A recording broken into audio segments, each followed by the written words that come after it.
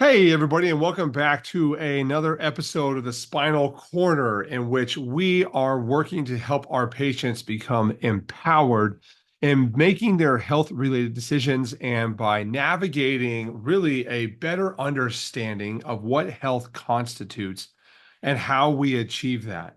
This is going to be part two of probably our 7 or 8 part series that we are working on today that are really working on over the course of the next few weeks that is on the function, role, and evaluation of what we say in our office, which is the nervous system. And I have come to the conclusion over my short 8 years that I made some pretty brash assumptions that many of us had a baseline knowledge of what the nervous system is. I think if we go back to fifth grade, sixth grade biology, you had to learn about, organic life and that you have this cell that makes up this nerve, and the nerve makes up this thing that does this, that does that, et cetera, et cetera, et cetera. However, what I'm coming to find is that many of us have a very big problem when it comes to the nerve system, and many of us have a lack of understanding of what it means to have a nerve system. And so what we did yesterday, or what we did on our first video, part one, was list the 70,000 feet elevation level of what the nervous system is, right? We broke it down to its principal parts. And today we're going to dive into the purpose of it. And so what we're going to get going on here is we are going to start with a screen share. And so what we are looking at here and what we are going to be talking about is really, we're going to start a quick review of what we learned on our last video, and then we're going to dive into the function or the purpose of the nervous system. So on video one, we talked really about what is going on with the parts of the nervous system. We discussed with you that the original structure is going to be your brain. You also have a brain stem. This comes together and makes a spinal cord. And off the spinal cord, you have nerves. And those nerves are responsible for creating the human body. And they talk back and forth to one another, and they send messages up and down this whole entire system, right? That's what we learned. The basics, right? That's what we wanted to understand. We wanted to understand what the nervous system is as a structure. Now, today we're going to go a little more in depth into 70,000. We're going to dive down to probably 60 or 50,000, and we're going to start talking about the purpose of the nervous system. And I think that many of us really could understand this if we just thought about it for a little while. However, that's what I'm going to do for you is we're going to break this down. We're going to break it down into a really simple structure to understand what we are trying to look at. So what you'll see over here is we have this wonderful box that talks about the function of the nervous system. And one thing you will hear from me and time again is that our nerves are responsible for creating the human body, right? So the very first system formed in the human body is your nervous system. And your nervous system tells your progenitor cells or your stem cells, which are familiar to all of you at this point in time, to become a specific tissue, right? Or a specific, let's just go tissue. And that tissue becomes an organ. And that organ makes up a system, right? And then that system makes up the human body. Now, to understand this all in a simplistic manner, we have to talk about what the nervous system does, what it does as a function, and how it works. So in the human body, for every single brain cell you have, there's 70 trillion of them, there's a whole lot, you will have a communicatable piece of a body cell. And those two will have a relationship with one another in which they communicate. And so we have to think about this from a cell phones tower, right? Like, can you hear me now, Verizon commercial? So your brain is responsible for two pieces. Number one is going to be sensory, which you guys should all know, special senses, right? We're going to look, we're going to taste, we can smell, we can hear, right? We can touch, and we can feel, right? Those are all things that we can do from a sensory side. And we also have what is called a motor side. And in our motor system, we have the things that are really conscious control, right? So skeletal muscle. And then we also have the subconscious control, which would be smooth. So that's going to be like your organ system of like your stomach or your lungs, your heart, right? Those things that are not under direct control, right? You cannot force your heart while sitting still to beat faster unless you start running, right? Or you cannot breathe faster unless you voluntarily start breathing, right? Really, really fast, right? We can call that voluntary and involuntary. But What this means for you and what I need you to take away from this video today is that our nervous system does two things for you. It is responsible for sending messages to the body, right? So is going to be our motor system, and it is responsible for receiving messages from the body, which is going to be your sensory, right? So this is your brain on this side.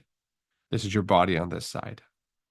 And then in a normal environment, we expect a sensory signal to tell the brain to do an action, and we expect the action to be done in the body. Meaning, if I want to scratch my eye with my right hand, that I should scratch my eye with my right hand.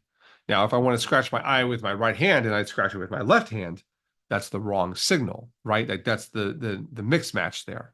And if I grab my coffee mug and I say, "Oh, this is hot," and it's actually cold, that is a sign of an abnormal sensation, right? And so what we want to know is that there is normal and there is abnormal, right? Those two things are super, super important. So when we start getting into like more of the symptoms of a sick nervous system, which we will cover in episode 3 or episode 4, you'll start to see that our goal is to say, hey, do we have an abnormal sensation creating an abnormal motor pattern, right? Or do I have an abnormal motor pattern, which is a result of an abnormal sensation? And that's where we start asking those questions of saying like, okay, hey, you are presenting with a symptom, which is a abnormal sensory problem, and it is generating another symptom, which is an abnormal motor problem. What is causing that to take place, right? And so when we dive into this nervous system a little bit more, this entire process is a big, complex word called adaptation. And our human body is not static, right? So we have this idea that, once we achieve this state, that we will always permanently be there, right? So like you watch these, like Arnold Schwarzenegger, he doesn't look the same he did when he was in his 20s at the peak of winning Mr. Olympia, right? Or when he was, participating in Terminator or any of these movies.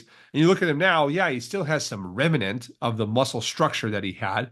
However, he's aging, right? His body changes. That is the principal function of the nervous system, is to adapt to the environment over time, right? That's what we do. We are not static.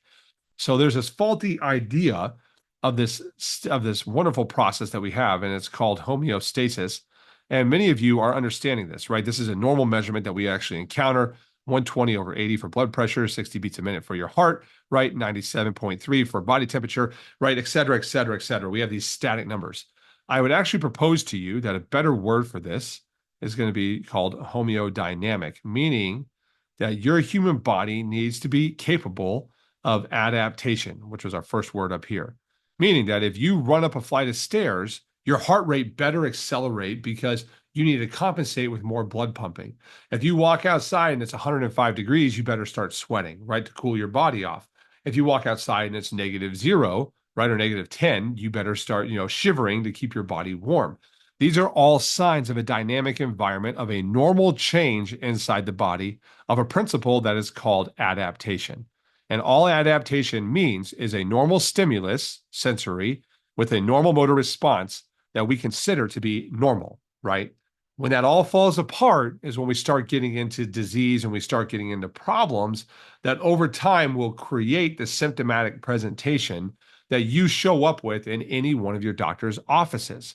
So most of the time when you are coming in and you are dealing with a symptom, it is more likely than not that you have a problem with your nervous system. And when you have a problem with your nervous system, this means that your brain is not communicating properly with your body at all in any way, shape, or form.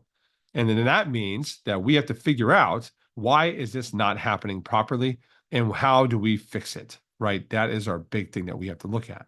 So for us, over the next course of the next episodes, we're going to dive more deeper into understanding what a sick nervous system looks like, how you fix that sick nervous system, and what your expectations are for long-term results to generate the results that you want of being healthy over time, right? This isn't a one-off event.